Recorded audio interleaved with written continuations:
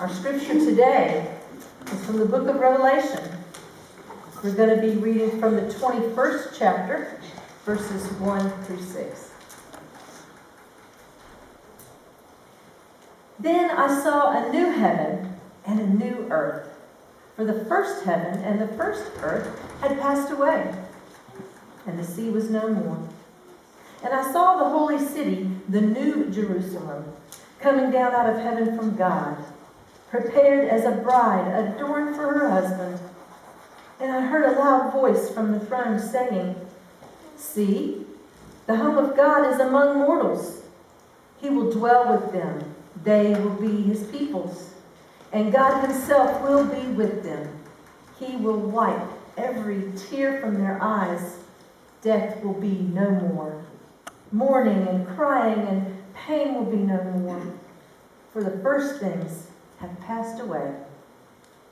And the one who was seated on the throne said, "See, I am making all things new." Also he said, "Write this, for these words are trustworthy and true." Then he said to me, "It is done.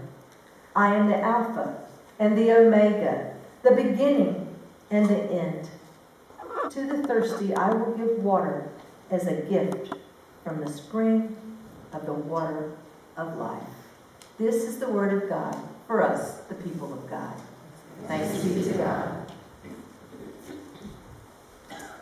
Well, before we begin, I just want to wish Dave Spencer a happy birthday. Happy birthday, Dave. Thank you for sharing your gift with us every Sunday and bringing your passion to this worship service. We much appreciate it. Thank you, Dave. And it's going to be 40 tonight here. Here in Wilmington, we're pretty blessed. We've got a lot of really good restaurants to eat at. Not just the food chains, but we've got a lot of really good local places we can go to. In fact, some of you are thinking right now, where should I go to after lunch? We've lost our time talking. Where do I go to? One of the members here took me to a restaurant when I first got here, and I just fell in love with it. They have lots of good options, and they have at this particular restaurant, maybe you've been there, they have this spice level. It's a spicy restaurant. It goes from 1 to 10. 1 to 10. And my first time there, they said, what spice level do you want in your dish? And I said, I want a 5. I thought that was pretty daring. And the 5 was pretty intense for me, but over the last few years, I have been developing a tolerance for spice. And I have been getting higher and higher and higher. And just recently, I have started getting the 10. Yeah, the last 2 times I've been there, I've gotten a 10. In fact, a couple weeks ago, I was there with my wife, and I got a 10. The waitress was like, "Oh, a 10? All right, okay." And so I get the 10, and I sit down, begin eating it, and it lit me up. After every single bite, I'm hitting that water pretty hard. And Lindsay's like, "Are you okay?" I'm like, yeah, I'm good. We get up from the table, the meal was over, and she says, and I'm like, whew. She says, "Are you okay?" I said, "Yeah, I think I am. I think I'm going to be okay." What was funny, though, is the waitress later, she came up to us and she said, "We only tell this to the people who get the 10s, but the spice scale actually goes up to 45. 45? I can't even imagine a 45. Like, what is a 45? Do you just pour uranium into a dish? Do you have to use a hazmat suit just to eat it? I mean, and I said, have you even known anyone who's gotten a 45? And she said, "Yes, I have served at 45 one time." It's like, is he still with us? Did he survive his dish? He said, "Yeah, but some of you don't have a tolerance for spice, so it's hard to imagine, but when I heard that, I was like, I can't even begin to put words to how spicy that is. There's no way I could do that." The way that we talk about that, I think is kind of an interesting parallel to the way that we often talk about heaven. On our very best days, our most intelligent days, when we have lots of caffeine and the blood is rushing to our brains, we might have some really thoughtful words in heaven, but even then, it's on a scale from 1 to 10. Heaven is a 45. We cannot begin to think or to imagine what heaven is like. And so the Bible tries to get at it, but it uses very broad themes. It has a hard time sort of describing what it's going to be like, and so it sort of paints word pictures, right? Revelation is kind of like that. It sort of paints these word pictures, and you're trying to understand as best you can. But the images that we use to describe heaven really fall very short. I was having dinner one night with some colleagues, and we were at a conference, and we went to a nice restaurant, and one of my friends ordered a nice glass of wine. And she did this thing, I don't know what this is, but she held the glass up to the light, and she stirred it around. I don't know what that is, but people do that. And she looked at it and she said, I think that in heaven, there are no muscadine grapes. Just grapes from France. And I was like, okay, she was joking, of course, but what she was saying is that, the best stuff is in heaven, not the muscadine. And some of you are like, whoa, easy numbers. But it reminds me of Tammy Faye Baker. Tammy Faye Baker was the wife of that really famous televangelist, but she was dying of cancer about 10 years ago. And someone asked her, what do you think heaven is going to be like? And she said, it's going to be like going on a shopping spree with an unlimited credit card. Okay, all right, that's a start, I guess. But we say these things about heaven because we just can't begin to comprehend. Our words, our images, they just fall short. They're on a scale from 1 to 10. Heaven's at 45, right? And then people have asked these big questions about heaven. They said, we've got telescopes that shine so far into space, and Voyager is out there taking pictures of everything. You would have thought that by now we would have found heaven, right? When you die, how far does your soul have to travel to get to heaven? That's a good question, but again, that's on a scale of 1 to 10. You're thinking too small. I heard someone say, not long ago, I really hope that there is steak in heaven, covered in butter with some good seasoning. And please let there be a steak in heaven. Again, that's an interesting question, but you're thinking too small. Heaven is a 45. Not a 1 through 10. I think the week I often watch a lot of worship services. Sometimes I'll watch a lot of sermons, and then even in my jobs, I just listen to other churches online. And there's this one church out in California. I met the pastor one day at a conference, and I began watching his church services. Well, recently, they did this interesting thing. Instead of putting the whole service on the line, they just put the worship highlights, like the best 6 minutes of the service.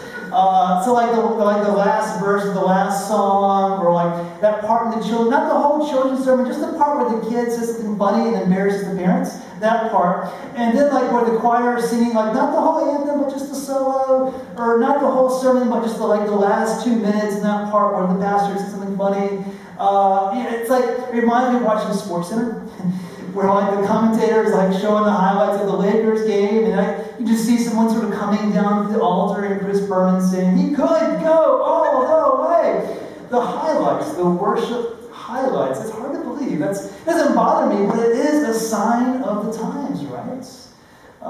Netflix, I heard this week, is considering adding a feature to Netflix where you can play movies and TV shows 50% the pace that it is. So you can go slower, or you can go faster. You can go twice as fast. So a 3-hour movie becomes a 2-hour movie. Because people want to watch movies, but they don't want to sit for that long. It doesn't bother me, but it is a sign of the times, right? Where we just have to squeeze as much content as we can in a day. Every year I have to fill out this report to the conference office, and one of the questions is, what are some of the basic needs in your community? And usually there's some poverty, churches say all of these things. This year, you know what I said? I said overconsumption. It's a spiritual need in our community, overconsumption. We're consuming too much. And I don't just mean like food, I mean content, like our phones and the news. Sometimes it is food, sometimes it's just more and more money and all the things that we think we have to satisfy our souls. We're just over-consuming everything, and we have everything that we could possibly need. Over-consuming. I'm sure psychologists have some basic understanding of that, but I think that there's also a spiritual issue with that. I think we consume too much because we're not satisfied in our souls. We're searching for something. That's why we're constantly consuming things or trying to feel, the cliche is a God-shaped hole in our heart. I think there's a lot of truth to that. And I think when it comes to overconsumption, what we're really doing is trying to satisfy this restlessness that we have. We're just kind of restless. We're restless people. And let me tell you something. If you're trying to get that to go away, it never will. The scriptures are explicit. This will not go away. You will not find ultimate peace until you get to your eternal home. Because we were not made for this earth. We were made for heaven. And so we have to find a way to be at peace with not being at peace. This restlessness, this inner yearning that we feel, we have to just say to ourselves, this is our body's, our soul's way of saying that we're not quite done yet. That we've got a home, and only then will we be fulfilled. And until then, just calm down. At a parishioner one time, he always came to church, but there's rare times he didn't. We used to put the church services online that afternoon, and he said, I like missing church sometimes, because then I can go home, I can kick back in my lazy boy, and put on the church service and listen to the whole thing while I sip on a glass of wine. I'm not giving you ideas, I'm just saying that's what he did. But I like the idea of this guy kicking back in his lazy boy, listening to the whole service, not the big nuggets, not the highlights, but just savoring the service. And I think the way we worship is the way that we live, and I think the way that he worshiped was that he just wanted to savor, to enjoy, to be at peace with it, knowing that greater things are to come. Reading Revelation, if you're looking for a challenge in Bible reading, read Revelation. Reading Revelation is like going down the rabbit hole. Like you almost end up with more questions than answers sometimes. And I took a whole semester on Revelation, and I thought, what did I just learn? I mean, it's really hard. But there are, broadly speaking, a lot of good answers in Revelation to life's biggest questions. And in this passage today, Revelation 21, it really touches on those things. I mean, some of the best answers to life's questions are in Revelation 21. We think about at the end times that we go up to God. But here in Revelation 21, God comes back down to us. I like that image of God coming down to us. The world prepared for us is like a bride coming down. God has prepared this world for us. And it reminds me of this idea that I heard once before that we're so obsessed with heaven being this other place, but really heaven is wherever God is. Heaven just sort of follows God around. It's like when the President of the United States, the President always has Air Force One, right?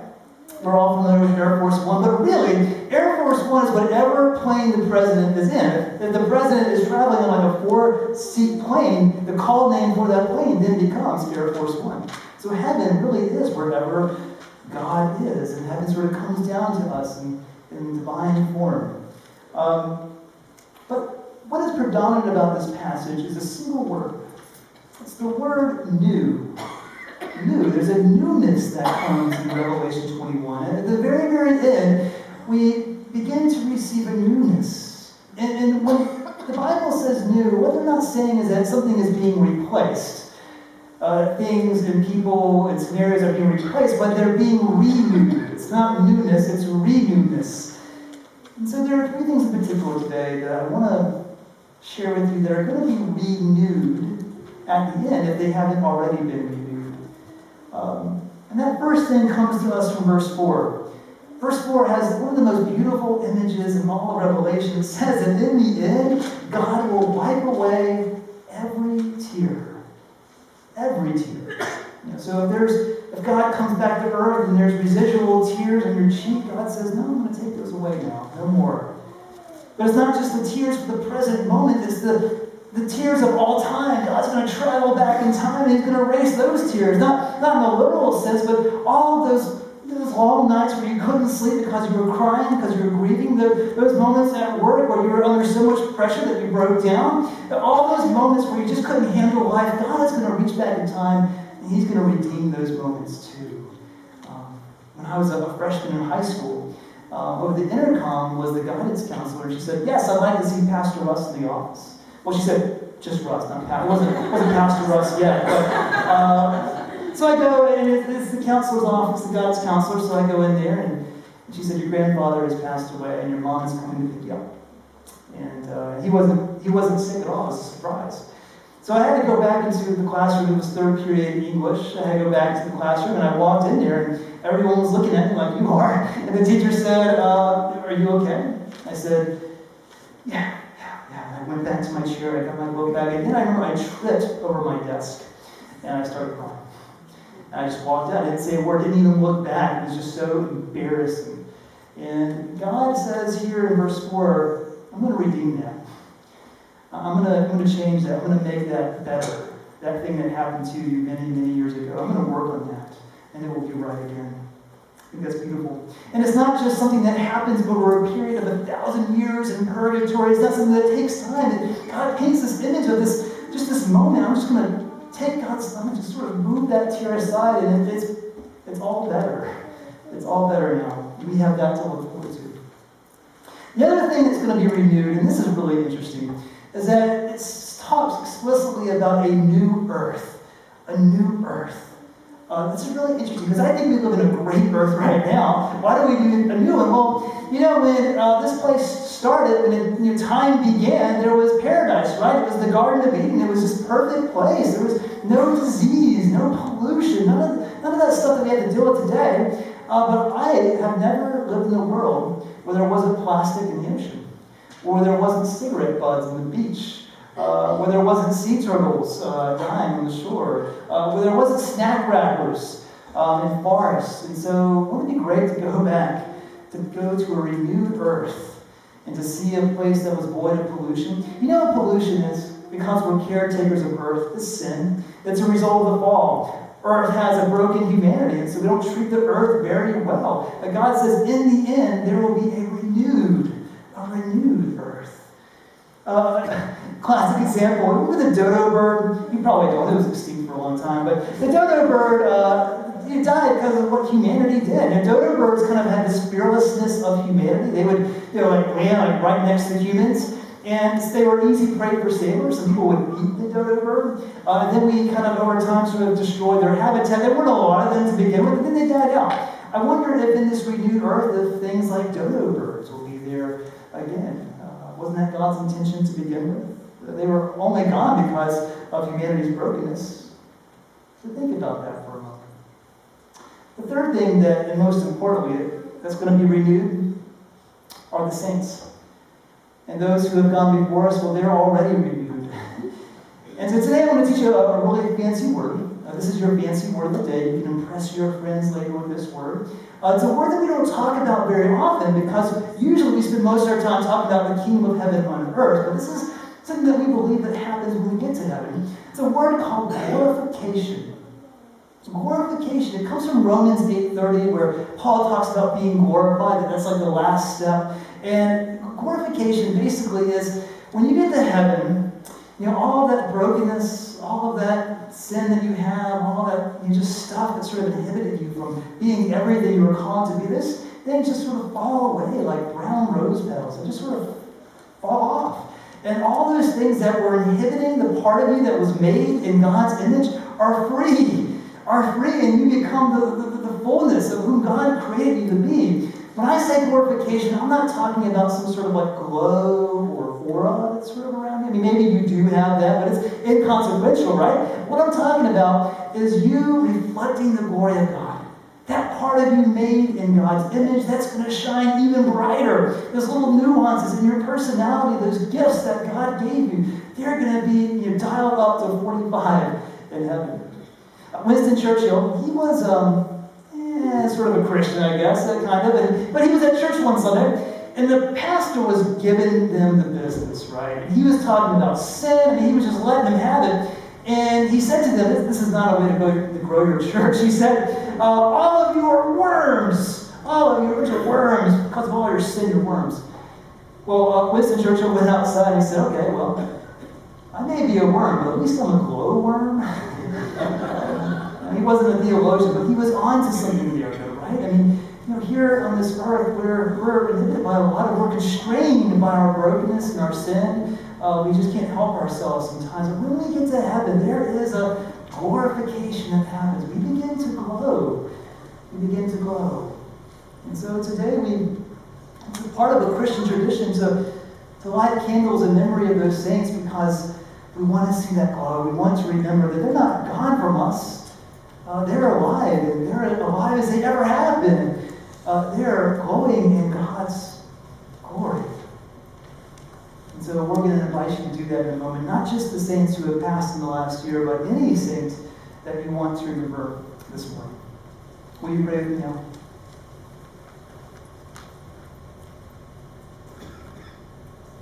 Lord, we confess that our words and our thoughts and the images that we offer fall so short of describing for you what heaven is. So we are excited, Lord, to see the fullness of you and of heaven and the saints in heaven. So Lord, help us now to have faith. Give us assurance of things that we don't yet understand. Help us, Lord, to trust that in you, O God, we can find ultimate peace, ultimate joy, and give us patience until that time comes. We pray these things in your name.